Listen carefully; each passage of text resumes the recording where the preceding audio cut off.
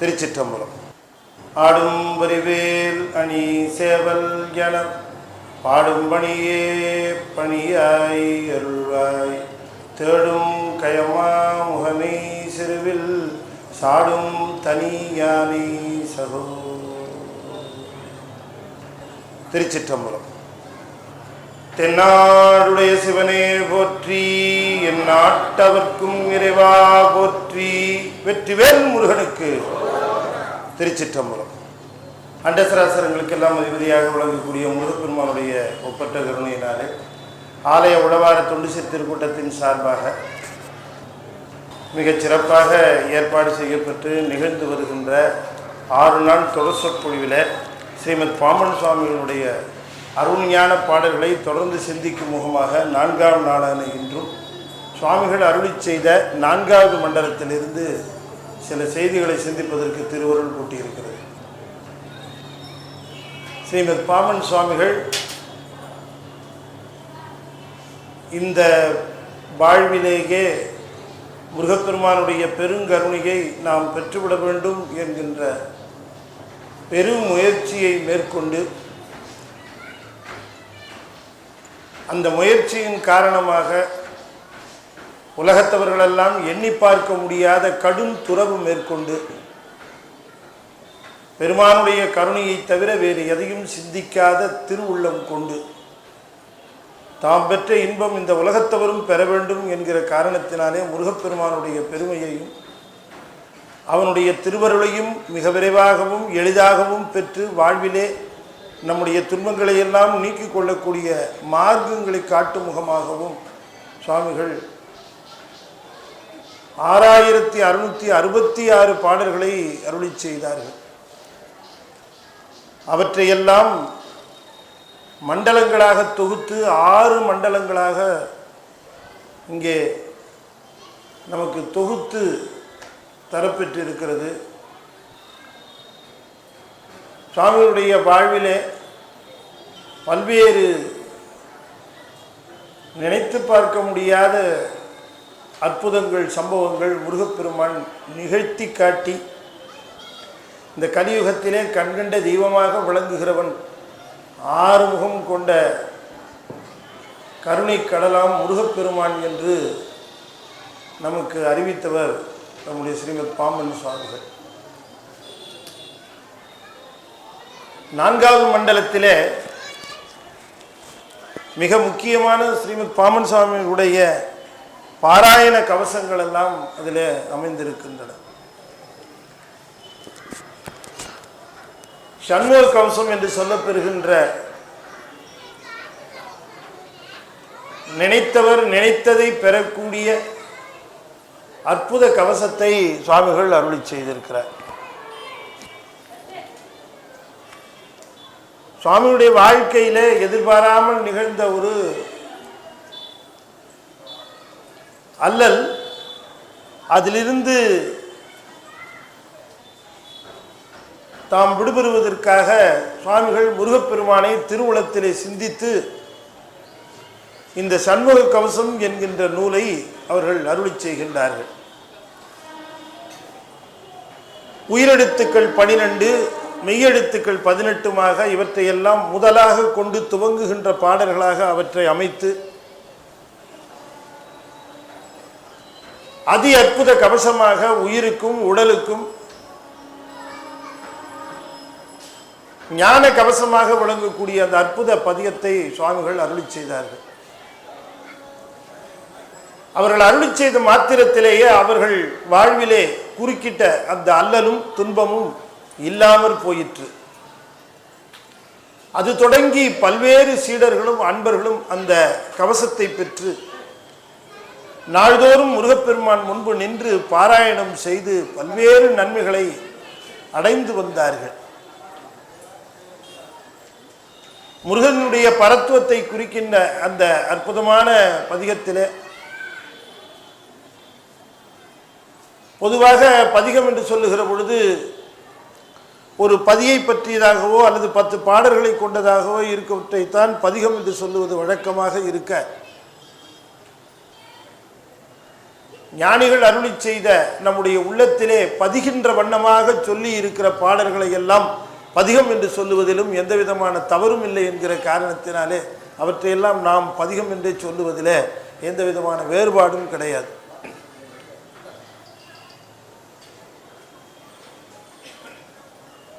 அதில் 2 பகுதிகளாக சுவாமிகள் ரொம்ப அற்புதமாக பிரித்திருப்பார்கள். உடம்பை காக்க வேண்டும், உடம்புக்கு வருகிற தீங்கை காக்க வேண்டும் என்று 2 பகுதிகளாக பிரிப்பார்கள். அந்த உடம்பை காக்கின்ற முறையிலே, உடலுக்கு நலம் விளைவிக்க வேண்டும் என்கிற முறையிலே அவர்கள் அருளி செய்த பகுதியாக முதலிலே துவங்கி அந்த பாடல்களை அமைத்திருப்பார்கள். அதிலே சிரம் துவங்கி கால் வரைக்கும் ஒவ்வொரு அங்கத்தையும் எப்படி முருகப்பெருமானுடைய திருவருள் நமக்கு நின்று அந்த துன்பங்களை, வருகின்ற துன்பங்களை நீக்கி காவல் செய்கின்றது, காப்பு செய்கின்றது என்பதை சிறப்பாக எடுத்து சொல்லுவார்கள்.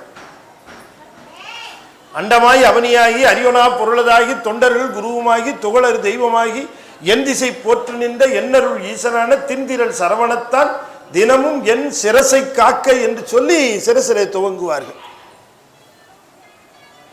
அப்படி சொல்லுகிற பொழுது இந்த முருகப்பெருமான் எப்படிப்பட்டவன் என்று சொன்னால், என் சிரசை காக்க வேண்டும் என்று சொன்னால் ஏதோ அவன் எளிதானவன் என்று எண்ணிவிடக்கூடாது. என் சிரசை காப்பதற்காக வருகின்றவன் என்று சொன்னால் ஏதோ எளிதாக வந்து விடுகிறவன் அல்லது எளிதானவன் என்று நாம் எண்ணிவிடக்கூடாது. அவன் எப்படிப்பட்டவன் தெரியுமா? அண்டமாய் அவனியாகி அரியோனா பொருளதாகி தொண்டர்கள் குருவுமாகி துகளறு தெய்வமாகினார். அந்த ஒரு இடம் தான் ரொம்ப அற்புதமான இடம். தெய்வங்கள் பல இருக்கின்றன, ஆனால் தெய்வங்களுக்கே கூட குற்றங்கள் உண்டு. தெய்வங்கள் பல பல உண்டு, பலவற்றை தெய்வங்களாக கொண்டாடுகிறவர்களும் உண்டு, தெய்வங்களாக போற்றுகிறவர்களும் உண்டு, தெய்வங்களாக வழிபடுகின்றவர்களும் உண்டு. ஆனால் அந்த தெய்வங்களுக்கும் கூட குற்றம் இருக்கிறது. அப்படிப்பட்ட ஒரு குற்றத்தை முருகப்பெருமானுக்கு எங்கேயாவது கற்பித்து விடுவார்கள். இது மூல முழு முதல் பொருள் அல்ல, மூல முழு முதல் பொருளில் இருந்து வந்த அல்லது அதனுடைய அம்சத்தை பெற்ற என்று சொல்லிவிடுவார்களே என்பதற்காக முருகப்பெருமானை பற்றி சொல்லுகிற பொழுது நன்றாக கவனித்து பார்க்க வேண்டும். ஸ்ரீமத் பாமன் சுவாமிகள் சொல்லுகிற பொழுது சொல்லுவார், முருகன் சிவாம்சம் உடையவன் அல்ல. தெளிவாக தெரிந்து கொள்ள வேண்டும். முருகன் சிவாம்சம் உடையவன் அல்ல, முருகன் சிவமேதான். ரெண்டுக்கும் வேறுபாடு தெரிந்து கொள்ளணும். சிவமே தான் அது. அதனாலதான் நான் நேற்றைய தினம் கூட ஒரு பாடலை தேர்ந்தெடுத்த பொழுது அந்த பாடலை சொல்லுகிற அந்த பாடலிலே சிவமே சிவமே என்று அழைத்து மகிழ்வார். ஆக்கைக்கும் ஆவிக்கும் ஆதாரமாக இருந்து ஆட்டுவிக்கின்ற சிவமே என்றே அழைப்பார். அதனால பல்வேறு இடங்களில் சொல்லுவார், எந்தெந்த இடத்திலே சிவபெருமானுக்கு இலக்கணமும் அல்லது இயல்பும் கூறப்பட்டு இருக்கிறதோ அந்த இடத்திலே சிவத்தை எடுத்துவிட்டு முருகன் என்று போட்டால் 100க்கு 100 பொருந்தும் என்று சொல்லுவார். அதனாலே முருகப்பெருமானை சொல்லுகிற போது துகள் அரு தெய்வம். ஏன் என்று சொன்னால் சதாசிவர் கூட தெய்வம் தான், ஆனால் அவர் துகள் உடைய தெய்வம். மகேஸ்வரன் தெய்வம் தான், ஆனால் துகள் உண்டு. என்ன துகள் என்று சொன்னால் ஆணவத்தினுடைய அந்த சாயல் உண்டு, இழை உண்டு, அங்க கூட உண்டு. ஆணவ மலத்தினுடைய சாயல் மகேஸ்வரர் சதாசிவர் வரைக்கும் உண்டு. ஏன் அப்படின்னு கேட்டா, சதாசிவருக்கு ஒரு தொழில் இருக்கு, அருளல்ங்கிற தொழில். யாருக்கெல்லாம் பதவி இருக்கோ அவங்களுக்கெல்லாம் ஆணவம் இருக்கும். இல்லைன்னு சொல்லுவாங்க, நம்பாதீங்க, அது உபச்சாரமா சொல்றது. அப்படி சொல்லுவாங்க, உண்டு. எல்லா தெய்வங்களுக்கும் குற்றம் உண்டு. குற்றம் இல்லாத தெய்வம் ஒன்று உண்டுன்னா அது சிவம் தான். அந்த சிவம் தான் இதுன்னு சொல்றதுக்காக துகளறு தெய்வம்னார். ஆணவ மலமற்ற கடவுள் ஒன்று உண்டுன்னா அது சிவம். அதை ரொம்ப அழகா மணிவாசகர் சொல்லுவார், தன் பெருமை தானறியா தன்மையாளன் அப்படின்பார். இதுதான் இலக்கணம். தன் பெருமை தானறியா தன்மையாளன் அப்படின்பார். இப்ப என் பெருமை எனக்கு தெரியுமா தெரியாதா? என் பெருமை எனக்கு தெரிஞ்சா கூட பரவாயில்ல, என் சிறுமை கூட எனக்கு பெருமையா தெரியும். அதுதான் பெரிய கூத்து. என் பெருமை எனக்கு பெருமையா தெரிஞ்சா கூட பரவாயில்ல, என்னுடைய சிறுமிகள் கூட எனக்கு பெருமையாக தெரியும். ஆனால் சிவபெருமான் ஒருவனுக்குத்தான் அவன் பெருமை அவன் அறிய மாட்டான், அவனுக்கு தெரியாது. எவர் ஒருவருக்கு தன் பெருமை தெரிகிறதோ அவருக்கு ஆணவமல வாசனை உண்டு. பெருங்காயம் இல்லாம கூட இருக்கலாம், ஆனாலும் டப்பால பெருங்காய வாசனை இருக்கும். அதுதான் ஆணவமல வாசனைங்கிறது. ஆனா காரியத்துக்கு உதவாது. வாசனை வச்சு எப்படி சாம்பார் வைக்கிறது? பெருங்காயம் வேணும்.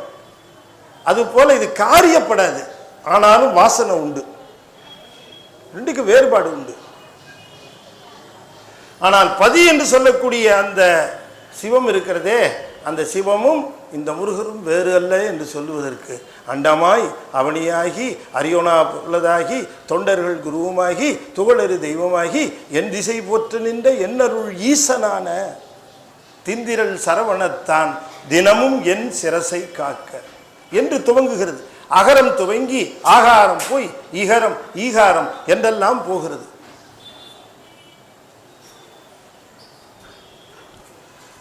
ஒவ்வொரு நிலையாக சென்று அந்த கால் வரைக்கும் வந்ததுக்கு பிறகு முருகனை சொல்லிக்கொண்டே வருவார். ஏரகத் தேவன் என்றால் இருமுழங்காலுங்காக்க, சீருடை கணைக்காதன்னை சீரலை வாய்த்தே கேட்க, நேருடை பரடரென்று நிகழ்பரங்கிரியன் காக்க என்றெல்லாம் இந்த காலை பற்றி அத்தனையும் சொல்லி முடிச்சு ஐயரும் மலையன்பா தவழ்பத்து விரலும் காக்க, பையுரு பழிநாதன் பரணகம் காலை காக்க, மெய்யுடல் முழுதுமாதி விமல சண்முகன் காக்க, தெய்வ நாயக விசாகன் தினமும் என் நெஞ்சை காக்க. முடிஞ்சு போச்சு. நெஞ்சு தான் கடைசியில் வந்து முடிக்கின்றது. அப்போ இந்த விசாகன் என்று சொல்லக்கூடிய முருகப்பெருமானுடைய அத்தனை திருத்தலங்களையும் சொல்லிக்கொண்டே வந்து அது வரைக்கும் கொண்டு வந்து முருகன் காக்க, விசாகன் காக்க, விராலிமலை முருகன் காக்க, பழமுதிர் சோலை முருகன் காக்க, பழனிமலை முருகன் காக்க என்று ஒவ்வொரு இடமாக சொல்லி முருகன் காக்க என்று சொல்லிக்கொண்டே வருகிறவர். அதற்கு பிறகு நெஞ்சை காக்க என்று சொன்ன பிறகு ஆரம்பிப்பார் வேல் காக்கன்னு ஆரம்பிச்சிருவார். அகப்பகையை முருகனும் புறப்பகையை வேலும் நீக்கும் என்பதுதான் சண்முக கவசத்தினுடைய அடிப்படை உண்மை என்று புரிந்து கொள்ள வேண்டும். ரொம்ப அற்புதமாக அதை சொல்லி இருப்பார்கள் சுவாமிகள்.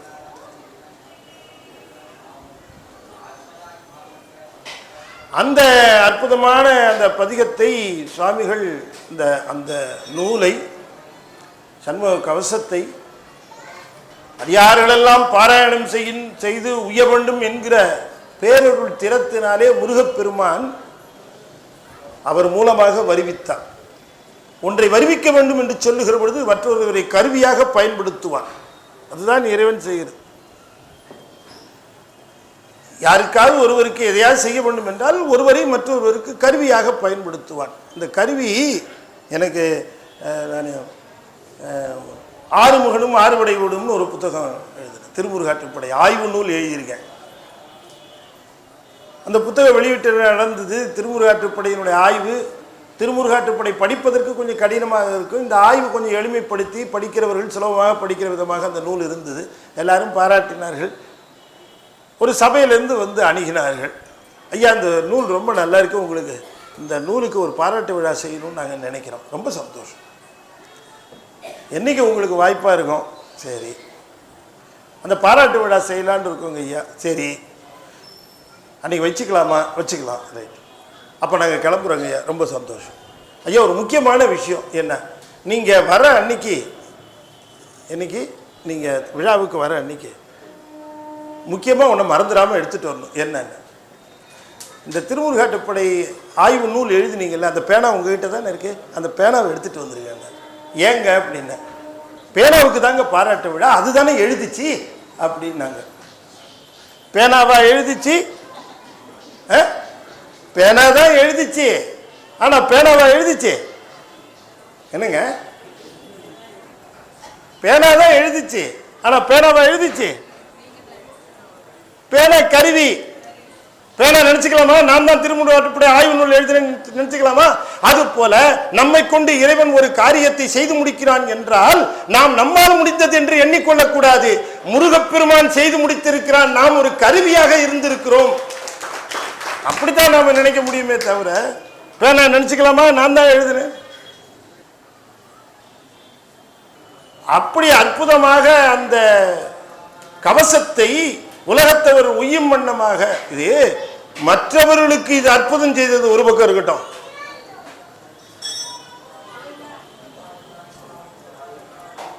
1923 வருஷம் சுவாமி திரு அவதாரம் செய்தது 1850 அல்லது 52, 50ன்னு வச்சுக்குவோம். 1923 என்ன அவருக்கு அப்பொழுது அகவைன்னா 73 வயசாச்சு. 73 வயசு. சுவாமி இங்க இருக்க தம்புச்சட்டி ஸ்ட்ரீட்ல நடந்து வந்துட்டு இருக்கிறாங்க. ஒரு குதிரை வண்டி வந்தது.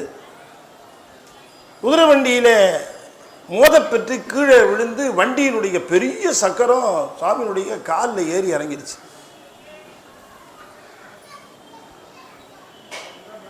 சுவாமியினுடைய கால் அதனாலே முறிவு உற்றது.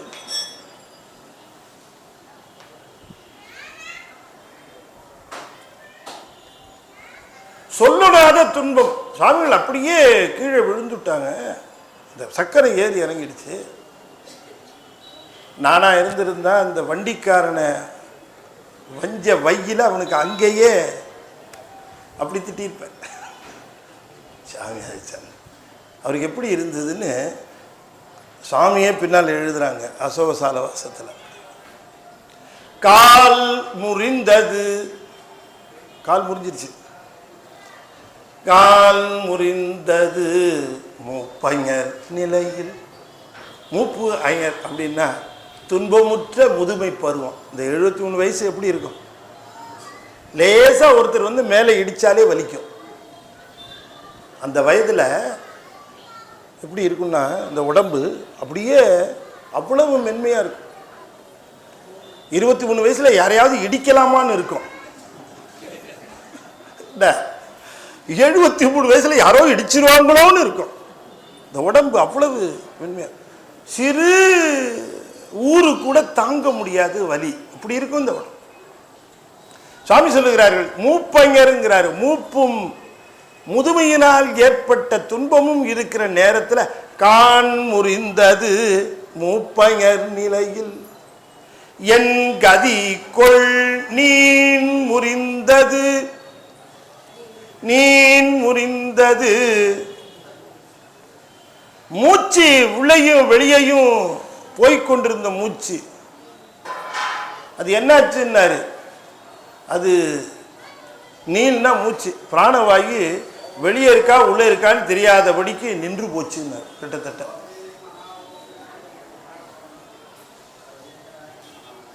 நிகழதனால் நான் முறிந்தது. நான் ஒரு அங்க ஒரு நினைப்பு இல்லை, நான் என்பது முறிந்ததுன்னாரு. நவை நிலன் முறிந்தது. அது மட்டுமல்ல, நடலை சூழ் முறிந்தது. அதுதான் ரொம்ப அற்புதமான இடம்.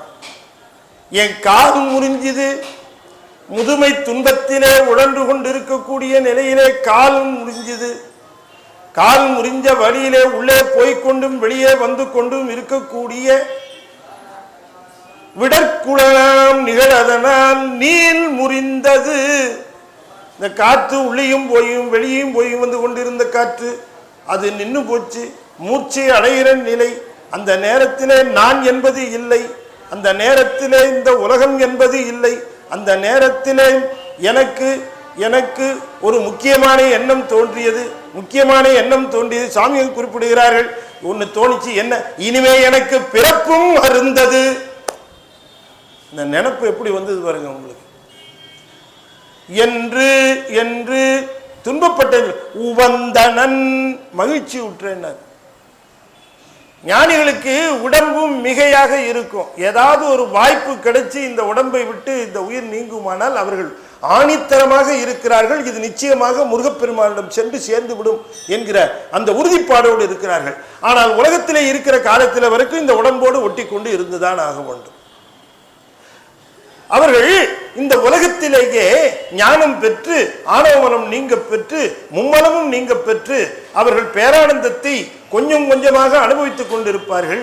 ஆனால் உடலுக்குள்ளே உயிர் எத்தனை காலம் இருக்க வேண்டும் என்கிற கட்டுப்பாடு இருக்கிறதோ அதற்கு வரைக்கும் கட்டுப்பட்டு அந்த உயிர் உள்ளே இருக்கிற வரைக்கும் உள்ளே இருந்து முருகன் திருவடியே நினைத்து கொண்டிருந்து என்றைக்கு இது உயிரானது உடலை விட்டு நீங்குகிறதோ அப்பொழுது முருகனுடைய திருவடியிலே சென்று சேர்ந்து விடும் என்கிற நம்பிக்கையில் இருக்கிற சுவாமிகளுக்கு அப்பொழுது ஆகா இந்த காலம் வந்து விட்டது, உடம்பிலிருந்து உயிர் பிரிய போகிறது, நாம் சென்று முருகப்பெருமானை சேரப்போகிறோம் என்ற எண்ணம் வந்துதான். இது அசோகசார மாசத்தில் சொல்லுகிறார் சார். கால் முடிஞ்சா என்ன வலி இருக்கணும் சொல்லவே வேண்டாம், சாதாரணமாக இருக்கணும். அப்படி அந்த நேரத்தில் அங்கே யாரோ ஒரு அன்பர் அப்படி போய் கொண்டிருந்த அன்பர் பார்த்து விட்டு அவரை கொண்டு போய் சில அங்கே இருக்கிறவர் நல்லவங்க எல்லா இடத்துலையும் இருக்கிறாங்க இல்லையா. அப்போ இருந்தது தர்மமிகு சென்னையில் கந்த கோட்டம் மலர், அது தர்மமிகு சென்னை. இப்போ எப்படி நினைக்காதீங்க, ஏன்னா உங்கள் எல்லாருக்கும் என்னை விட நல்லா தெரியும் இது தர்மமிகு சென்னையா கருமமிகு சென்னையா. அந்த காலத்தில் தம்புச்செட்டி ஸ்ட்ரீட்டில் உடனே அத்தனை பேரும் கூடி சுவாமிகளை கைத்தாங்களாக அழைத்து உடனே ஒரு வண்டியில் ஏற்றி அவரை கொண்டு போய் அப்போ பெரிய ஆஸ்பத்திரி ஜிஹெச் அங்கே கொண்டு போய் அவரை சேர்த்தார்கள். அங்கே உடனே மருத்துவம் செய்வதற்கான முதலுதவியெல்லாம் செய்யப்பட்டது. அதை செய்தி கேள்விப்பட்டு அவருடைய சீடர்கள்லாம் ஓடி வந்து சேர்ந்தார்கள். ரொம்ப அணுக்கத் தொண்டவராக இருக்கிறவர் சின்னசாமி பிள்ளைங்கிற சுப்பிரமணிய தாசர். அவர் தான் சுவாமி, அவர் தன்னுடைய தர்மபத்திரியோடு அங்கே வந்து சேர்ந்து கண்ணீர் வடிக்கிறார். சுவாமி, சுவாமி இந்த வயதான காலத்திலே இப்படி ஒரு பெரும் துன்பம் வந்து சேர்ந்தது. மிகப்பெரிய ஞானிகளுக்கெல்லாம் வராத துன்பமா நமக்கு வந்துருச்சு. எது வந்தாலும் நன்றே செய்வாய் விழை செய்வாய், நானும் இதற்கு நாயகன், ஒன்றும் கவலைப்படாதீங்க. பெருங்கூட்டம் கூடிடுச்சு பெரிய ஆஸ்பத்திரி அன்பர்கள் எல்லாம். அதிலே சுப்பிரமணிய தாசர் சுவாமி உங்களுக்கு நலமாகிற வரை நான் விடமாட்டேன் என்று சொல்லி இந்த சண்முக கவசத்தை பாராயணம் செய்ய ஆரம்பித்தார். நாளடைவிலே கொஞ்சம் கொஞ்சமாக பாராயணம் செய்ய செய்ய அவர் ஒரு அற்புத காட்சியை கண்டார். அதை சுவாமிகளுடன் பகிர்ந்து கொண்டார், எல்லாரிடமும் பகிர்ந்து கொண்டார். சண்முக கவசம் பாராயணம் செய்து கொண்டே வருகிற பொழுது ஒவ்வொரு பாடலையும் சொல்லுகிற பொழுது சுவாமிகளுடைய அந்த திரு கால்களை நோக்கிய வண்ணமாக இருப்பாராம். ஏரகத்தேவன் என்றால் இருமுழங்காலும் காக்க என்கிற அந்த பகுதி வந்து பாடுகிற பொழுது, காலை பற்றிய பகுதி வருகிற பொழுது அதை பாடுகிற பொழுது அந்த காலில இவருக்கு ஒரு அற்புத காட்சி கிடைத்ததாம். அந்த முழங்காலுக்கு கீழே முறிவு ஏற்பட்ட இடத்திலே அந்த எக்ஸ்ரே எடுத்து வச்சிருக்கிறார்கள். அந்த முறிவு ஏற்பட்ட இடத்துல ஒரு வேலானது இலைப்பாகம் கீழே நின்று அந்த முறிந்த பாகத்தை தாங்கி நிற்கவும், கூர்மையான மற்றொரு வேல் அதை கீழிருந்து பூமியில் ஊன்றிய வண்ணமாக அதை தூக்கி பிடிப்பதுமாக இருக்கிற ஒரு காட்சியை அவர்கள் கண்டார்கள். சொன்ன உடனேயே அதை மற்றவர்களுக்கு சொன்ன உடனேயே முருகப்பெருமானுடைய திருவருள் கருணை நமக்கு இருக்கிறது, கவலை வேண்டாம் அச்சம் வேண்டாம் என்று எண்ணினார். ஏன்னா மருத்துவர் என்ன சொன்னார், நீண்ட காலமாக நீங்கள் உப்பை நீக்கிவிட்டு வந்திருக்கிறீர்கள், உப்பு நீங்கிய காரணத்தினாலே எலும்பு கூடுவதற்கு வாய்ப்பு மிகவும் குறைவு, உங்களுக்கு வயது வேற 73 வயது ஆகிவிட்டது, எனவே எலும்பு கூடுவதற்கு ரொம்ப வாய்ப்பு குறைவு என்று மருத்துவர்கள் தங்களுடைய கருத்தை தெரிவித்திருந்தார்கள். நம்பிக்கையை விடவில்லை, இதை தொடர்ந்து செய்தார்கள். 11வது நாள் அப்படி பார்க்கிற பொழுது சுவாமிகள் கட்டிலே படுத்திருக்கிறார். அந்த சாளரம் வழியாக பார்க்கிற பொழுது வானத்திலே தூரக்க 2 அழகான மயில்கள் தெரிந்தன. 2 மயில், அவை தோகையை விரித்த வண்ணமாக மெதுவாக ஆடிக்கொண்டே வந்தன. சுவாமிகளுக்கு அற்புதமாக இருந்தது அந்த காட்சி. அதை பார்த்து கொண்டே இருந்தார். அதிலே ஒரு மயில் மிக பெரிதாக இருந்தது, வலப்பக்கமாக இருந்தது. மிகப்பெரிய தோகையை விரித்து அது அதனுடைய தோகையை மண்டலித்து விரித்திருந்த விதம் எப்படி இருந்தது என்று சொன்னால் வானவெளி முழுவதுமே அதனுடைய தோகையாக இருந்ததாம். அப்படி ஆடிக்கொண்டே அற்புதமாக அது வருகிறது.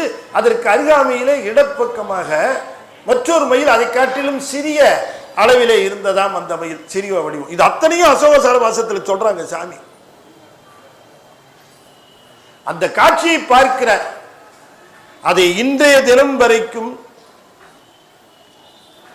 மயூர வாகன சேவை என்று சொல்லி மகாதேவ மண்டலத்தார் அதை தவறாமல் வழிபாடு செய்து கொண்டு வருகிறார்கள் சுவாமியின் உத்தரவுப்படி. இந்த அற்புதமான ஏன் 2 மைல் வந்தது? ரொம்ப ரொம்ப தடவையா ரொம்ப பேர் கேட்டாங்க. என்ன கூட ஒருத்தர் கேட்டார், 1 மைல் வரலாம், 2 மைல் வந்ததே என்ன சமாச்சாரம்?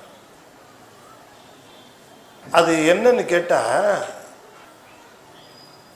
அந்த காலத்துல ரொம்ப இந்த எழுத்துக்கள் வருவதற்கு முன்பாக, எழுத்துக்கள் எல்லாம் வருவதற்கு முன்பாக மொழி தோன்றி இருக்கும்.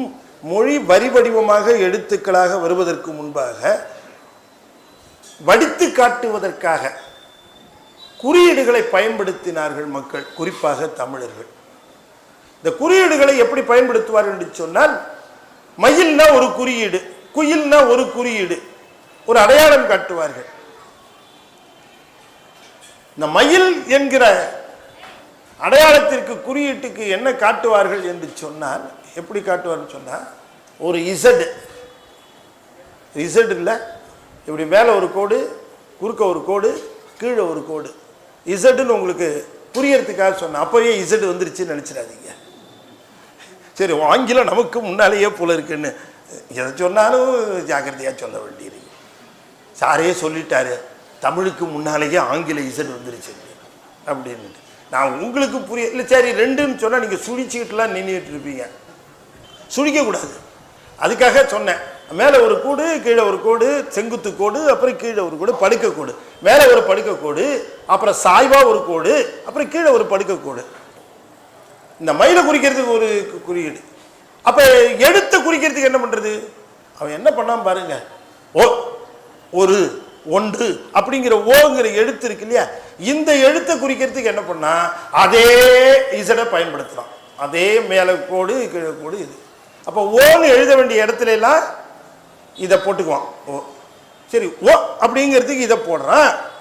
ஓ நீட்டனும் என்ன பண்ணுறது, என்ன பண்ண இப்படி ஒரு கோடு போட்டு, இப்படி கோடு போட்டு, இப்படி இசட் போட்டான் பாருங்க, இன்னொரு இசடை குறுக்கால விட்டான். என்னது? அதே தான். இப்படி போட்டு அப்புறம் இப்படி போட்டு, அது என்னது? ஸ்வஸ்திகா. அது இங்கேருந்து போனது தான். ஆமாம், இப்படி போட்டு அது ஓன்னு குறிக்கிறதுக்கு இப்படி ஒன்று போட்டு இப்படி போட்டு அதை ஓன்னு குறிச்சான். இந்த ஓ என்கிற ஓரெழுத்து ஒரு மொழியாக இருக்கக்கூடிய பிரணவத்தை குறிக்கின்ற எழுத்து, நல்ல கவனம் பாருங்க, ஓன ஓரெழுத்து ஒரு மொழி, அது பிரணவம். அதை குறிக்கிறதுக்கு இப்படி குறியீடு போட்டான், இப்படி ஒரு கோடு போட்டு இப்படி ஒரு கோடு போட்டான். அதுதான் பிற்காலத்தில் மங்களக்குறியாக விளங்கிற்று. அந்த ஓ என்று சொல்லுவதற்கு மேலையும் கீழையும் போட்டதை 2 மைல்னால குறிக்கணும். வந்தது பிரணவம்னு காட்டுவதற்காக 2 மைல்களாக வந்தார் பாம்பன் சாமி. அந்த பிரணவ கலை வருகிறதுன்னு காட்டுறதுக்கு, ஓகாரத்தை காட்டுறதுக்கு 2 மைல் வந்தது. அது ஒன்று பெருசு, ஒன்று சிறுசு. சுவாமிகள் எப்பொழுதும் அந்த சிந்தனையிலே இருந்தார். இது நடந்தது 11வது நாள். சாமிக்கு ஒரு அசரீரி கேட்டது, மருத்துவமனையை விட்டு வருகின்ற 15 தினங்களுக்கு நீங்க வேண்டாம், குணமாகும் உள்ளபடி அப்படின்னு குறிப்பு வந்தது. எல்லாம் முருகனுடைய கருணை. எல்லோரும் நம்பிக்கையோடு அந்த சண்முக கவசத்தை பாராயணம் செய்கிறார்கள். சண்முக கவசத்தை பாராயணம் செய்ய செய்ய குணமாகி கொண்டே வருது. ஒரு நாள் ஆங்கில மருத்துவர், அவர் தான் தலைமை மருத்துவர், அவர் சுவாமி மேலே ஒரு அன்பு ஏற்பட்டது. இவர் சாதாரணமானவர் அல்ல, மனிதர்களிலே உயர்ந்த உள்ளமும் உயர்ந்த ஞானமும் படைத்தவர் என்பதை தெரிந்து கொண்டார். ஒரு நாள் அவரை பார்ப்பதற்காக வரலாம் என்று வருகிறார். வந்தால் சுவாமி அப்படி தன்னுடைய கட்டிலே படுத்திருக்கின்றார். அவருக்கு அருகாமையிலே ஞானமே வடிவமாக உலகமெல்லாம் கண்டு மயங்குகிற அளவுக்கு மிக தேஜஸாக ஒரு குழந்தை படுத்திருந்தது அருகாமையில், சிறு குழந்தை. அதை பார்த்தார் அந்த ஆங்கிலத்துறை. இது என்ன? இது மருத்துவமனையிலே உடல் நலம் தேறிக்கொண்டு வருகின்ற ஒருவருக்கு அருகாமையிலே குழந்தையை இப்படி பொறுப்பு இல்லாமல் போட்டுவிட்டு சென்று இருக்கிறார்களே, நோயாளிக்கு உபதிரவமாக இருக்குமே, குழந்தைக்கும் ஆபத்தாயிற்று, யார் இதை செய்தது? இங்கே இருக்கிற செவிலிகளுக்கு அதை கவனிக்க நேரமில்லையா என்று அவர்களை ஏச வேண்டும் என்று கோபமாக வெளியே சென்று அவர்களை அழைக்க போனார். செவிலிகள் ஓடி வந்தார்கள், மற்றவர்களும் வந்தார்கள். என்ன இதுன்னு கேட்டார். என்ன இதுன்னு அவங்களும் கேட்டாங்க. திரும்ப என்ன இதுன்னு கேட்டார். அவங்க என்ன இதுன்னு கேட்டாங்க. திரும்பி பார்த்தா அங்கே குழந்தையும் காணோம். இங்கே ஒரு குழந்தை இருந்தது. என்ன நாங்கெல்லாம் பார்க்கலையே, இல்லையே, நான் பார்த்தேனே என்னாரு. ஒருத்தர் திடீர்னு காலில் விழுந்தார், அந்த ஆங்கில மருத்துவர் காலில். ஏன் என் காலில் விழுது? எங்க கண்ணுக்கு தெரியாத குழந்தை உன் கண்ணுக்கு தெரிஞ்சது ஐயா, நீ எவ்வளவு பெரிய புண்ணியவானா இருப்பேன்னாரு அந்த மருத்துவர். மருத்துவமனையில அந்த மருத்துவர் ஸ்ரீமத் பாம்பன் சுவாமிகளுக்கு பணிபுரிந்தார் என்கிற ஒரே காரணத்திற்காக அவருக்கும் தரிசனம் கொடுத்தான் முருகன் என்பதுதான் கருணையின் உச்சம். யாருக்கும் தெரியாத முருகன் மருத்துவருக்கு தெரிஞ்சிருக்கு. நீங்க நினைச்சு பாருங்க முருகனுடைய கருணை. மற்றவங்க மருத்துவச்சி எல்லாம் வந்தாங்க, அப்ஸ்கான் போயிட்டார். அவருக்கு மருத்துவருக்கு தெரிஞ்ச யாரும் பார்க்கல. மருத்துவர் பார்த்து அதிசயித்தார். அந்த மருத்துவர் பதிவு பண்ணி வச்சார். எப்பவுமே வெள்ளைக்காரனுக்கு ஒரு நல்ல குணம் என்னன்னா, எது முக்கியமானதோ டாக்குமெண்ட் பண்ணுவான். நமக்கெல்லாம் ஒரு நல்ல குணம், எதெல்லாம் நல்லதா பதிவு பண்ணி வச்சிருக்காங்களோ அதெல்லாம் ஆத்துல போட்டுருவோம், இல்லாட்டி எரிச்சிருவோம். இதுதான் நாம செஞ்சிட்டு வர வேலை. வேற இல்லைன்னா மணிவாசகருடைய சொந்த பேர் என்ன தெரியாது சார். மணிவாசகர் பிறந்த ஊர் எது? ஏதோ வாத ஊர்னு சொல்றாங்க. எப்போ பிறந்தார்? ஒரே சண்டை சார், எங்களுக்குள்ளேயே சண்டை. அவர் எப்போ பிறந்தார்? மணிவாசகருடைய அப்பா பேர் என்ன? அம்மா பேரு இப்படி எல்லாமே திணறு. மணிவாசகர் எழுதின நூல் எது? திருவாசகம். அதுல எத்தனை பதிகம் இருக்கு? 51 பதிகம் இருக்கு. எத்தனை பாட்டு இருக்கு? எல்லாம் கரெக்டா. இந்த நூலை போற்றின அளவுக்கு நூலாசிரியரை போற்றாது விடுவான் பாருங்க. இதுதான் தமிழனோட மிகப்பெரிய சிறப்பு.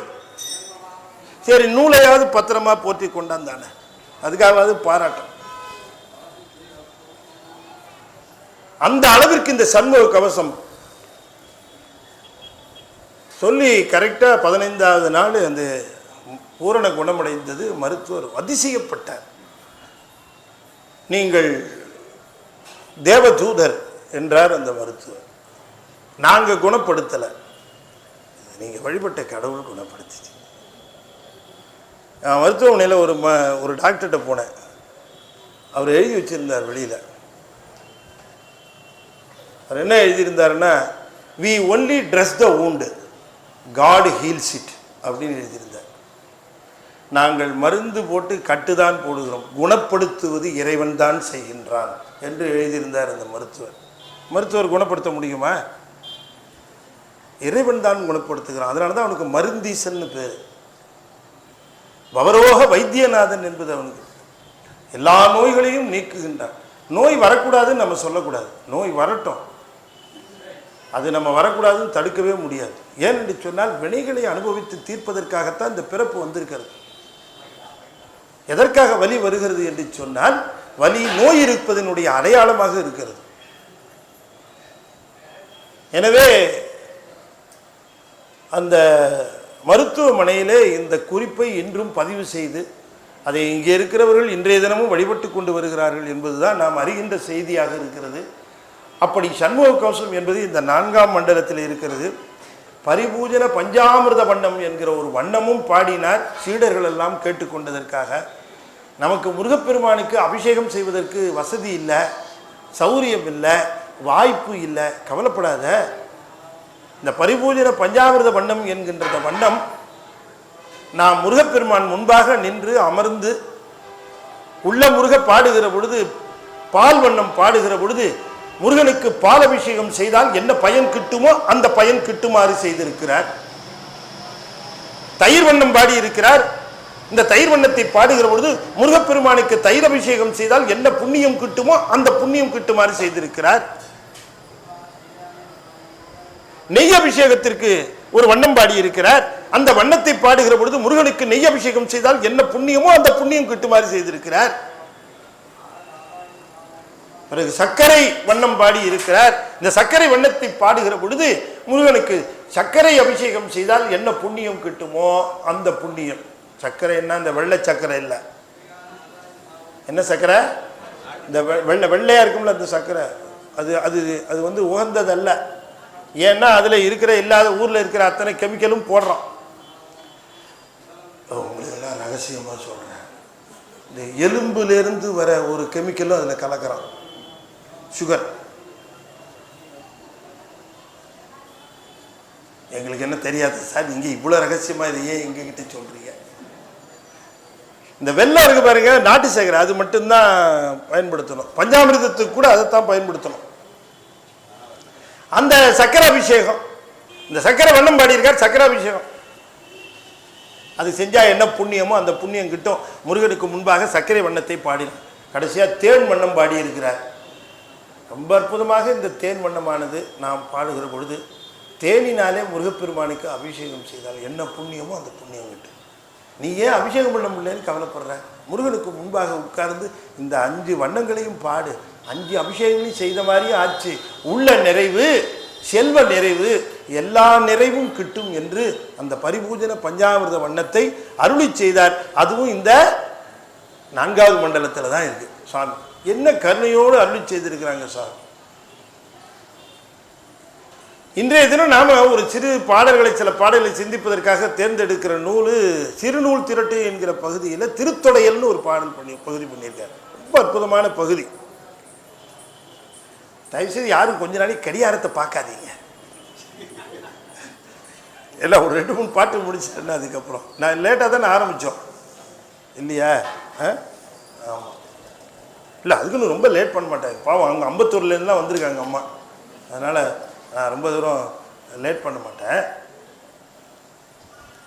சுவாமி அதில் சொல்லுகிற, அகத்தியன் நக்கீரன் அனிதவத்தில் உயர் நாரதன் நல்லருளே பெற்று திருப்புகழ் எப்படி மகத்துவம் உற்ற அடியார். அகத்தியன் நக்கீரன் அணி தவத்தில் உயர் நாரதன் நல்ல அருளே பெற்று மிகுத்த திருப்புகழை புகன்ற என் கருத்துளனும் மற்றும் அடியாரெல்லாம் மற்றுண்மையோரெல்லாம் மகத்துவம் உற்று உய்ய அடியளித்த சிவனே. இந்த பாட்டில் அவர் எப்படி கூப்பிடுறாரு? அங்க சிவமேனாரு, இங்க சிவனேன்னே கூப்பிடுறாரு. இந்த பிரணவ பரம்பரையை சொல்லுகிறார். சிவபெருமானுக்கு ஒரு பரம்பரை, அது நந்தி பரம்பரை. சிவபெருமான் முதலாக நந்திக்கு உபதேசம் செய்து அங்க ஒரு ரூட்டு.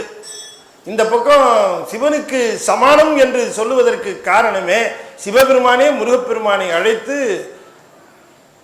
இனிமே நீ தனியாவே ஆரம்பிச்சுக்கலாம் அப்படின்ட்டு அகத்திய முனிவரை அழைத்து உபதேசம் பண்ண சொல்லுகிறார்.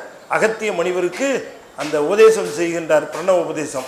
அவர் தொட்டு துவங்கியது அந்த பிரணவ பரம்பரை. முருகர் வழியாக வந்தது பிரணவ பரம்பரை, சிவன் வழியாக வந்தது நந்தி பரம்பரை. அந்த அந்த பிரணவ பரம்பரையை நம்முடைய ஸ்ரீமத் பாம்பன் சுவாமிகள் பட்டியலிடுகிறார். அகத்தியன் நக்கீரன் நனி தவத்தில் உயர் நாரதன். இது எனக்கு ரொம்ப ஆச்சரியமா இருக்கு. நாரதனை நம்ம என்னவோ பிராண்ட் பண்ணிட்டோம் வேற மாதிரி இல்லையா? ஆனா இங்க சுவாமி சொல்லுகிறார், நாரதன் பிரணவ பரம்பரையில வருகிற முருகன் அடியார்ல சொல்லுகிறார். நனி தவத்தில் உயர் நாரதன் நல்லருளே பெற்று மிகுத்த திருப்புகழ் புகன்ற என் கருத்துளன். அருணகிரிநாதருக்கு மட்டும் ஒரு ஸ்பெஷல் இது கொடுக்குறார். மித்தவங்களெல்லாம் பேர் சொன்னாரு, அருணகிரின்னு வந்தவொடனே பேர் சொல்ல மனசு சொல்ல. அந்த அருணகிரின்னு சொல்ல வருகிறவர் சொல்றார், இந்த திருப்புகழ் பாடி எப்போ பார்த்தாலும் என்னுடைய கருத்திலேயே நிற்கிறாரு ஒருத்தர், அவரு அப்படின்னுட்டார். மிகுத்த திருப்புகழை புகன்ற என் கருத்துடனும் மற்றும் மெய்யோரெல்லாம் மகத்துவம் உற்று உய்ய அடியளித்த சிவனே. எழில்கொள் சிவனேன்னு ஒருவேளை சிவனை பத்தி பாடியிருப்பாரோ? எழில்கொள் மயிலில் ஏறும், தெரிஞ்சு போச்சு முருகர் தான். இந்த மாதிரி ஏதாவது நம்ம கன்ஃபியூஷன் வரும்னா அடுத்த லைன்ல கிளியர் பண்ணிடுவாரு. எழில் கொள் மயிலில் ஏறும் பகத்தரளமே நின் பதப்போது பழிச்ச அருள் பண்ணா இயற்கே. பழிச்ச அப்படின்னு சொன்னா வாழ்த்துவதற்கு, வணங்குவதற்கு, வழிபாடு செய்வதற்குன்னு அர்த்தம். சுவாமி, உன்னுடைய அந்த திருக்கூட்ட மரபிலே, பிரணவ பரம்பரையிலே இத்தனை பேர் வந்திருக்கிறார்கள், அத்தனை பேருக்கும் நீ அருள் செய்தாய். நீ அருள் செய்த வண்ணமாகத்தான் அவர்கள் உன் மீது திருவருளை பெற்று உன் மீது பாடினார்கள், எல்லாம் செய்தார்கள். சுவாமி, எனக்கு நீ அருள் செய்ய வேண்டும், நானும் அவர்களைப் போல இல்லாட்டியும் கூட இல்லையா? அருணகிரிநாதர் சொல்றாரு, கடிமா மலர்க்குள் முளவேறி கக்கு நண்பு தருமா கடப்பம் இந்த தொடைமாலை கணமேறு ஒத்திடும் பனிருமா புயத்தணிந்த கருணாக பிரசண்ட கதிர்வேலா வடிவார் உரத்தி தன் பொன்னடி மீது நித்தமும் தன் முடியானது உற்று உகந்து பணிவோனே வளவாய்மை சொற்பிரபந்தம் உலகீரனுக்கு மலர்வாய் இலக்கணங்கள் இயல்போதி அடிமோனை சொற்கினங்க உலகாம் உவப்ப என்றும் அருளால் அளிக்க உகந்த பெரியோனே அடியேன் உரைத்த புன்சலது மீது நித்தமுந்தன் அருளே தழைத்து உகந்து வர வேணும். முருகா, பன்னீர் செவிகளினாலே நக்கீரர் அருளி செய்த திருமுருகாற்றுப்படையை கேட்ட பெருமானாயிற்று. அந்த பாட்டை கேட்ட நீ என்னுடைய பாட்டாக்கிய இந்த திருப்புகழை கேப்பியா அப்படின்னு கேட்கிற. அப்படின்னா நக்கீரர் கொண்டு இங்க வைக்கிறார். சுவாமி, நீ திருமுருகாற்றுப்படையை கேட்டவனாச்சே, அந்த ஸ்டாண்டர்டு எதிர்பார்க்காத. ஏதோ என்னால முடிஞ்ச அளவுக்கு நான் பாடுவேன். சொல்றது யாரு?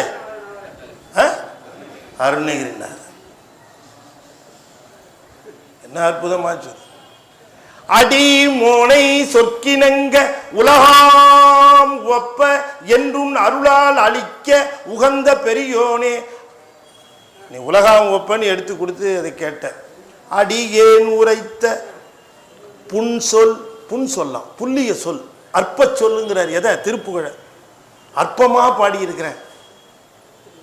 என்னப்பா, நான்லாம் திருமுருகாற்றுப்படை கேட்குற ஆளு, நீ ஏதோ பாடி இருக்கேங்கிற, அப்படி வச்சுட்டு போ, நான் அப்புறமா கேட்குறேன் அப்படின்னு சொல்லாம நீ ஏற்றுக்கொள்ள வேண்டும் என்று கேட்கிற.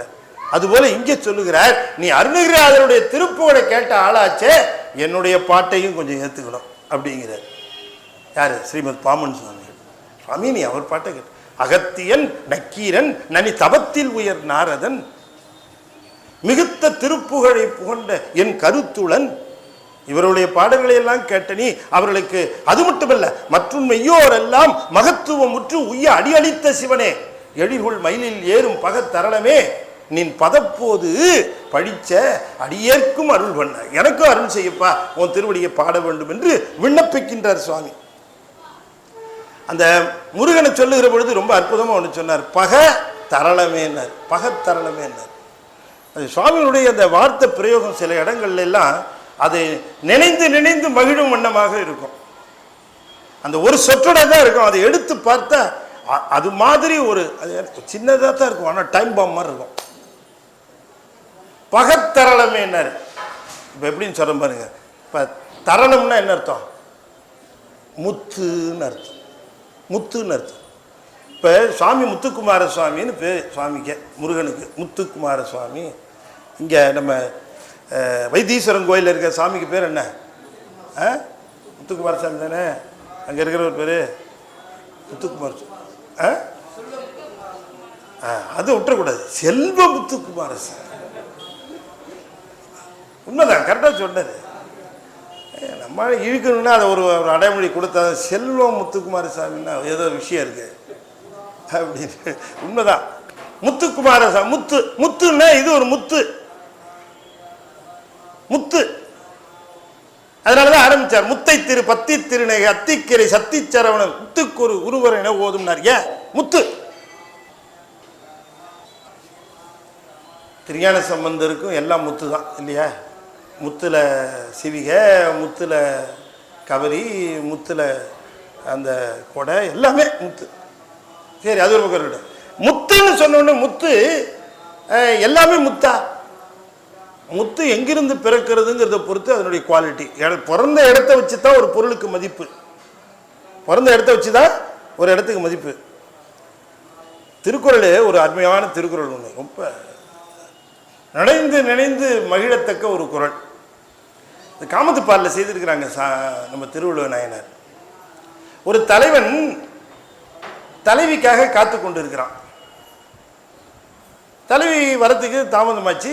ஒரு ஒரு அங்கே ஒரு குளம், அந்த குளத்துக்கு பக்கத்தில் அமர்ந்து இருக்கிறான். மாலை நெருங்கி கொண்டு இருக்கிறது. அங்கே ஒரு கோலை மலர், இந்த கோலை மலர் மலர்ந்துருக்குது. இந்த கோலை மலரை பார்க்கிறான். இந்த கோலை மலரை பார்த்த உடனே ஆகா என்ன அற்புதமாக இது மலர்ந்திருக்கிறது. இந்த கோலை மலர் கருநீல மலராக மலர்ந்திருக்கக்கூடிய இந்த கருங்குவளை மலரை காணுகிற பொழுது ஆகா என்ன அற்புதமாக இருக்கிறதுன்னு அதை ரசித்து கொண்டே இருந்தான். அப்படி ரசித்து கொண்டே இருக்கிற பொழுது அவருடைய தலைவி வந்துட்டான். இந்த தலைவி வந்த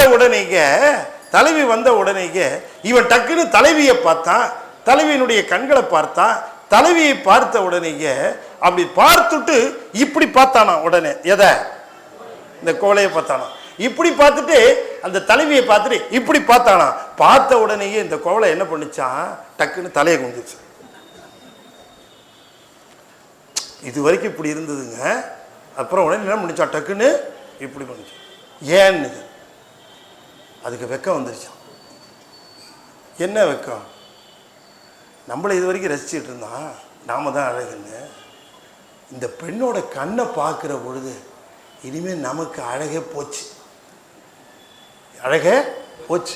இதுக்கு முன்னால் நம்ம அழகு என்ன அழகு அப்படின்னு வெக்கப்பட்டு இது உடனே தலையை குனிஞ்சிருச்சான். யாரோட கற்பனை? திருவள்ளுவர். காணின் குவளை கவிழ்ந்து நிலன் நோக்கும் மானிழை கண் ஒவ்வேம் என்று. மானிழை கண், இந்த மாண்புடைய இந்த பெண்ணினுடைய கண்ணுக்கு யாம் ஒப்பாக மாட்டோம் என்று வெட்கப்பட்டு இந்த கோலை மலரானது இதுவரைக்கும் மலர்ந்து மேல் நோக்கி நின்ற இந்த கோலை மலரானது இப்பொழுது கவிழ்ந்து நிலன் நோக்கும். இப்ப கவிழ்ந்து நிலன் நோக்கும். பாட்டு முடியல, இன்னும் இங்கதான் இருக்கு. பொடி இங்கதான் இருக்கு. கவிழ்ந்து நிலன் நோக்குன்னு போட்டாரே வள்ளுவர், ஒரு சின்ன மிஸ்டேக் பண்ணிருக்கிற மாதிரி இருக்கு. என்னன்னா, குவளை மலர் நீரிலே பூத்து இருக்கும். அது கவிழ்ந்ததுன்னா எங்க பார்க்கும்? நீரெல்லாம் பார்க்கணும். நிலன் நோக்கம்னு போட்டிருக்காரு. காணின் குவளை கவிழ்ந்து நிலன் நோக்கம்னு போட்டாரு. நீர் நோக்கம்னு போட்டிருக்கணும். தலையை குனிஞ்சா நாம நின்றுட்டு இருக்கோம். கவிழ்ந்த ஒரு பெண்ணு வர, அவன் வந்துகிட்டே இருக்கிற பொழுது அவளுக்கு உரியவன் வருகிறான்னு வச்சுக்கோமே. திருமணம் செய்ய போகிறவன் உரியவன் வருகிறான். அவனை பார்த்தவொடனே இந்த பெண் என்ன பண்ணுவா? நிச்சயமாவா? அம்மா நீங்களே பிள்ளை பெரிய பொய்யெல்லாம் கோயிலில் சொல்லக்கூடாது. அவங்க என்ன சொல்றாங்க, நீங்க திருவள்ளுவரை சொல்லிட்டு இருக்கீங்க, அதை நான் ஒட்டி நான் பேசிட்டு இருக்கேன் நான் அப்படிங்கிறாங்க. அது கரெக்ட் தான் நீங்க சொன்னது. நல்ல நோக்கணும்னு சொல்லுங்க. இந்த பெண் அப்படி பாப்பா, தனக்கு உரியவன் தலைவன் வருகிறான்னு தெரிஞ்சவன அப்படி நல்ல நோக்குவான். அவன் சொல்லுவான். இன்னொரு இடத்துல கூட திருவள்ளுவர் சொல்லுவாரு, இவ நான் நோக்காத போது என்ன நோக்கிட்டு இருப்பா. சரி அவளை நாம நோக்கலாமே நோக்கினா உடனே தலையை குனிஞ்சு நிலத்தை நோக்கி மெல்ல நகும்னார். நீ காமத்துப்பாலை படிச்சீங்கன்னு வச்சுங்களேன், என்ன அழகு. அதை படிச்சு பார்க்கும்போது ஓஹோ ஒரு காலத்தில் இப்படி இருந்திருக்கான்னு ஒரு ஆறுதலாவது அடையலாம் இல்லையா? அப்படியாவது இருந்திருக்கு போல இருக்கே அப்படின்ட்டு. இது இப்ப முக்கியமான கருத்துக்கு வருவோம். இப்ப இந்த கோலை மலரானது இப்பொழுது மேலே பார்த்து கொண்டிருந்த மலர் இந்த தலைவனுடைய கண்களை பார்த்த உடனே கவிழ்ந்தது. நிலன் நோக்கியதுன்னு சொல்றாரே, நீர் அல்லவா நோக்கி இருக்க வேண்டும் என்று அப்படி ஒரு கருத்து பேதவர் இல்ல. அங்க ஒரு பெரிய பொடி வச்சார். என்ன பொடின்னா, எப்பவுமே ஒன்று பிறக்கிறதுக்கு உரிய இடம் எங்கிருந்து வந்ததோ அந்த இடத்திற்குரிய சிறப்பு அதுக்கு இருக்கும். எல்லாமே அவரைக்காய் தான். ஆனால் பாண்டமங்கலம் அவரைக்காய்னா ஒரு தனி ஸ்பெஷல். எல்லாமே சேனைக்கிழங்கு தான். ஆனால் சிவகாசி சேனைன்னா அதுக்கு ஒரு தனி சிறப்பு. அந்த மண்ணில் விளைஞ்சது. எல்லாமே மல்லிகைப்பூ தான். ஆனால் மதுரையில் ஆமாம் எல்லாமே மாம்பழம் தான். ஆனால் ஊர் பேருக்கு தான் மாம்பழத்துக்கு பேர். எது? சேலம். இப்படி சுலபமாக கேள்வி கேளுங்க சார், டக்கு நாங்கள் சொல்கிறோம். நீங்கள் பாட்டுக்கு ஏதோ தகராறு ரகசியம் ஒரே தகராறாக இருக்கு. ஊருக்கு ஒரு சிறப்பு, அந்த இடத்துக்கு உரிய நிலையில அந்த பொருளுக்கு சிறப்பு வந்துகிறது. இடத்துக்குரிய இதனால இந்த பொருளுக்கு சிறப்பு வருகிறது. இப்ப இந்த கோலை மலர் என்ன எண்ணுகிறதா, ஐயோ நான் இந்த நீரிலே தோன்றினேன், நமக்கு இருக்கிற சிறப்பை காட்டிலும் இந்த பெண்ணுக்கு சிறப்பா இருக்கிறாளே, இந்த பெண் எங்கே தோன்றினால்னா இந்த நிலத்திலே தோன்றினாள், எனவே இந்த நிலமல்லவா சிறப்புடையதாக இருக்கிறது என்று இந்த நீரை பார்ப்பதை விட்டு நிலத்தை பார்த்து கொண்டிருந்தது. இந்த நிலம் அல்லவா இந்த கண்ணை கொடுத்தது, நம்ம நீரும் கொடுத்துருக்குதே நம்ம அழகு, இதை அது பீட் பண்ணிடுச்சேன்னு அந்த நிலனை நோக்கிடுச்சான். அது காணின் குவளை கவிழ்ந்து நிலன் நோக்கும். அப்ப ஒரு இடம், பிறந்த இடத்தை ஒட்டி ஒரு பொருளுக்கு சிறப்பு வருகிறது. முத்து என்பது தாமரையில் வரும், பன்றி கொம்புல வரும், யானை தந்தத்தில் வரும், கடல் சிப்பியில் வரும், கரும்புல வரும், பல இடங்களில் வரும். ஆனால் எல்லா இடங்களிலிருந்தும் வருகின்ற முத்துக்கள் ஒரே தரம் கிடையாது. அதாவது யானை தந்தத்திலிருந்து வரதுக்கு ஒரு தனி சிறப்பு இருக்கு, பன்றியினுடைய கொம்பிலிருந்து வருகிறது ஒரு தனி சிறப்பு இருக்கு, தாமரையிலிருந்து வருகின்ற முத்துக்கு ஒரு சிறப்பு இருக்கிறது. எல்லாம் அதனுடைய தரத்திற்கு தகுந்தவாறு பிறந்த இடத்தை ஒட்டி அதனுடைய சிறப்பு மாறும், அதனுடைய சிறப்பு மாறும். இந்த முத்து எங்க இருந்து வந்தது ஐயா? இது உலகத்து முத்து மாதிரி நினைச்சிராத. இது பிறந்த இடம் எது தெரியுமா? இது வந்த இடம் எது தெரியுமா? இது தோன்றிய இடம் தெரியுமா? இது தோன்றிய இடம் பகத்தரளம்னார். பகம்னா ஞானம். இது ஞான முத்து என்று சொல்லுகிறார் ஸ்ரீமத் பாம்பன் சுவாமிகள். வெறும் தரளம்னு சொல்லாம அங்க பகத்தரளமே பாருங்க. அதுதான் அந்த அந்த அந்த முத்துக்கு உரிய சிறப்பாக சொல்லுகிறார். சுவாமி போய் வணங்குகிறார். வணங்குகிறோம் சொல்ற, அண்டம் முதல் அணுக்கடையாய் உள்ள சராசரங்கள் எல்லாம் நின்றன் அருளாம் பண்டமென தெரிதலினால் நான் இங்கே இசைக்க ஒரு பரிசும் காணேன். சுவாமி, உனக்கு வழிபாட்டுக்கு அல்லது என்னுடைய அன்பை தெரிவிப்பதற்கு ஏதாவது ஒரு பொருளை கொண்டு வந்து உனக்கு கொடுக்கலான்னு நான் நினைச்சேன். என்னுடைய அன்பை தெரிவிப்பதற்கு உங்ககிட்ட வந்து ஏதாவது ஒரு பொருளை கொண்டு வந்து தரலான்னு பார்த்து எந்த பொருளாவது எடுக்கலான்னு போனா எந்த பொருளை எடுத்தாலும் அந்த பொருளுக்கு சொந்தக்காரன் நீ. உங்ககிட்ட இருக்கிற பொருளையே எடுத்து உங்ககிட்டயே திருப்பி கொடுத்தா இதை போல ஒரு களவாணித்தனம் உலகத்துல உண்டா இல்லையா?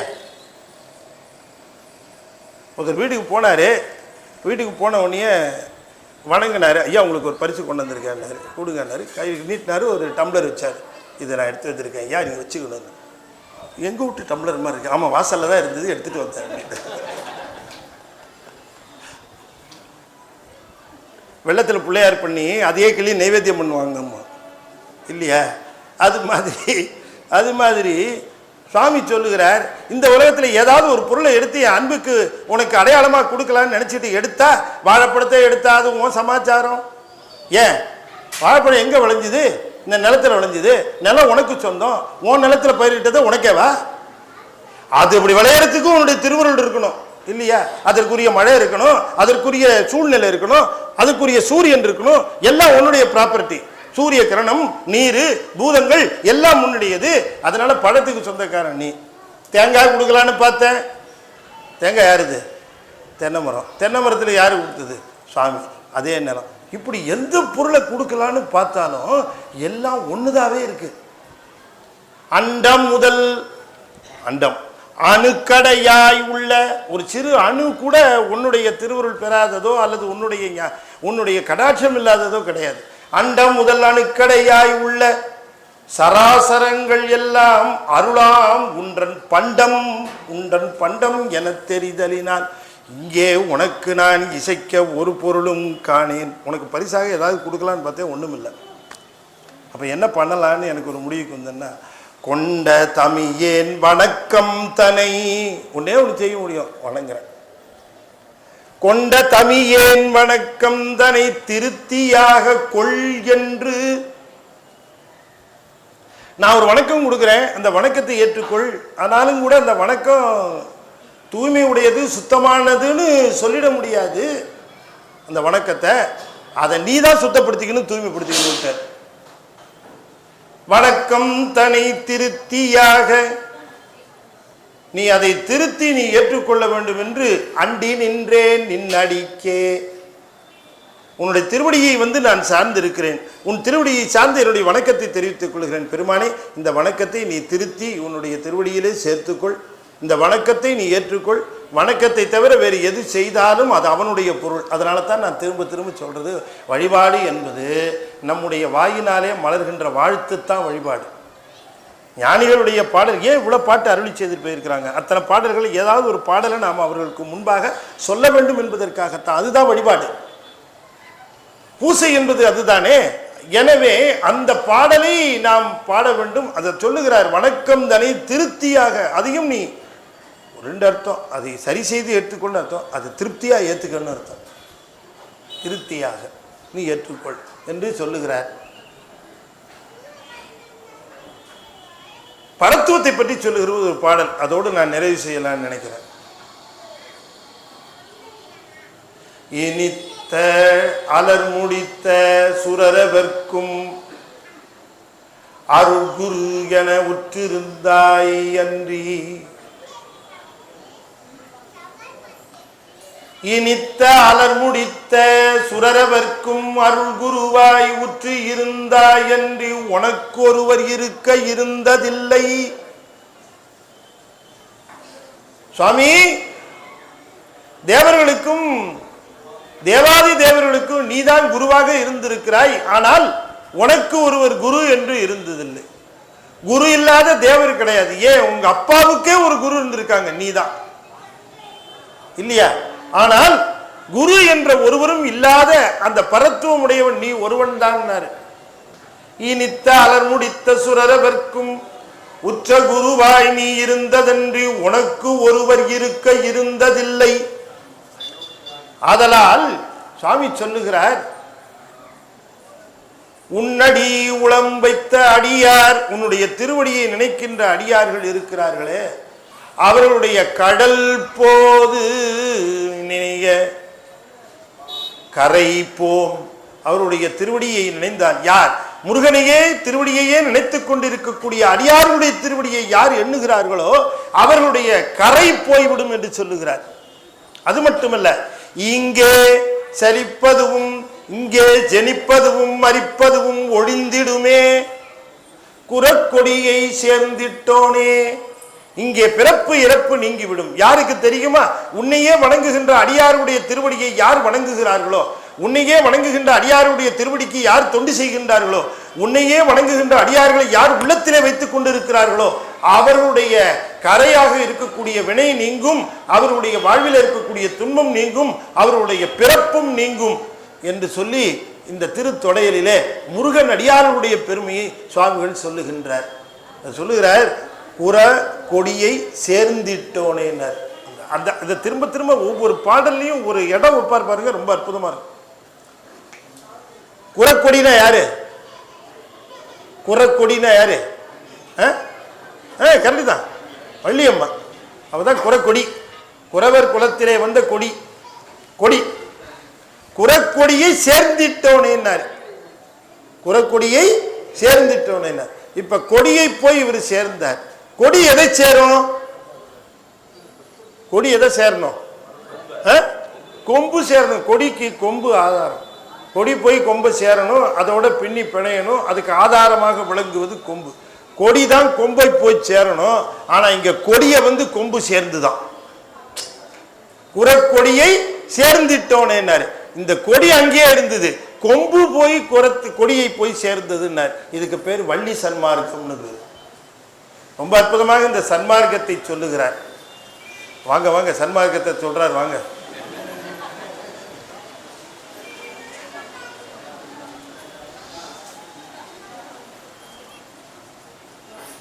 குறக்கொடியை, அந்த கொடிங்கிற சொல்லு அது உணர்த்துகின்ற மிகப்பெரிய தத்துவம் வள்ளி சன்மார்க்கம்.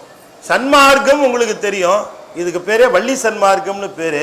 வள்ளிங்கிற ஆன்மா தன்னுடைய இடத்துல தான் இருந்துச்சு, அது வேற எங்கேயும் போல. எங்க இருந்துச்சு? தன்னுடைய பிறந்த இடத்துல மலையில அங்கேயே தான் இருந்தது. தன்னுடைய காவலை, திணைப்புண காவலை செய்தது. தாயுடனும் தந்தையுடனும் இருந்தது. இருந்த இடத்துல தான் இருந்தது, தேடி போகல. ஆனா அதை தேடி வந்தது யாரு?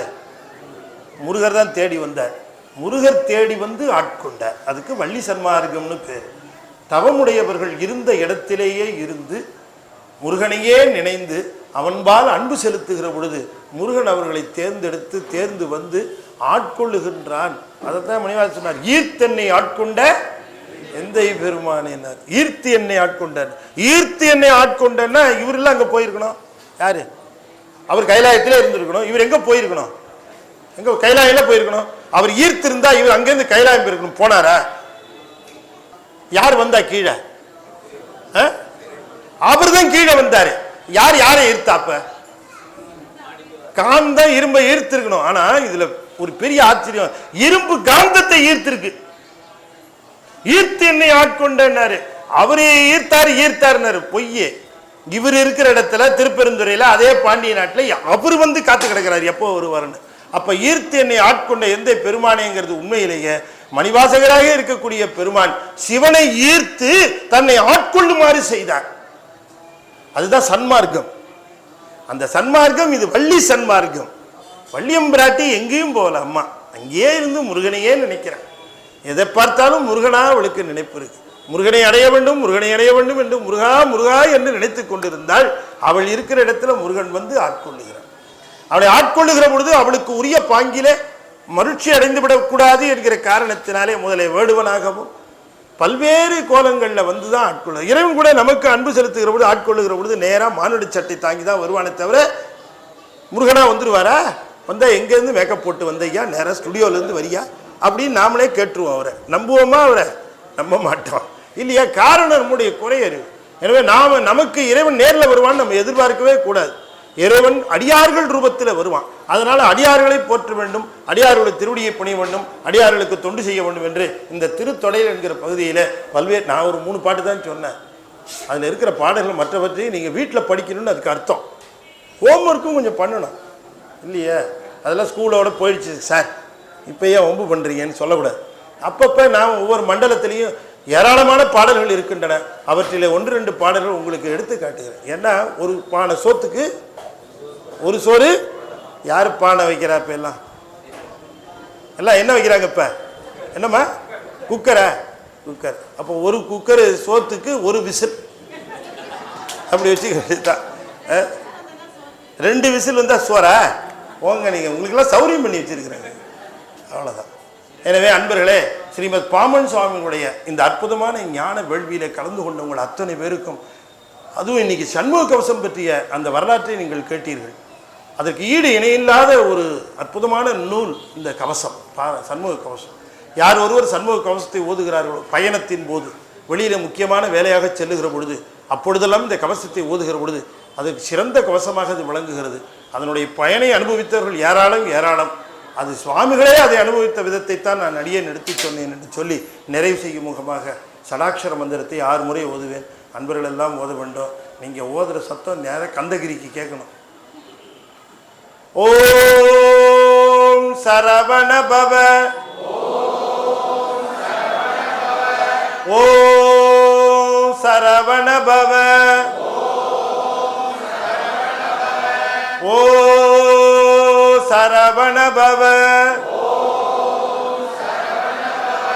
ஓம் சரவண பவ,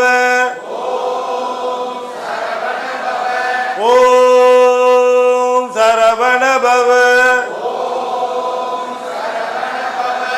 ஓம் சரவண பவ.